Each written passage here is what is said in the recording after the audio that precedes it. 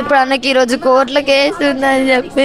ఏం కేసు అమ్మా? ఏం కేసు? అంటే అంటే 3 రోజులు తీసుకుపోయిండు కదా, ఏమన్నా చేసిండా లేకపోతే ఏమన్నా అయిందా, ఏమన్నా చేసిర్రా, ఏమన్నా బ్లాక్ మెయిలింగ్ చేసినా కేసు అవుతుందా మేజర్ కాక ముందుకు తీసుకుపోయిండు అనేసి, అట్లా జైల్లో పెడతారు అనేసి మా అక్కకి చెప్పింది మా మమ్మీ. చెప్తే మా అక్క ఆయనకి చెప్పింది. ఆయనకి చెప్తూ వాళ్ళందరూ కలిసి మాట్లాడుకొని అమ్మని చంపేద్దామని అనుకురంట.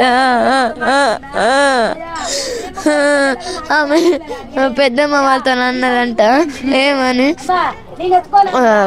అత్తమ్మ వాళ్ళు ఉంటారు అయితే వాళ్ళతోనే మాట్లాడుతుంది.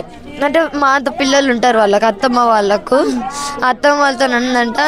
అంటే ఫస్ట్ పెళ్ళై ఉండే మమ్మీకి, ఆయన చనిపోయిండు, అక్క పుట్టిన 1 yearకి చనిపోయిండు. అయితే చనిపోయినాక మా డాడీని చేసుకున్నాక నేను పుట్టిన.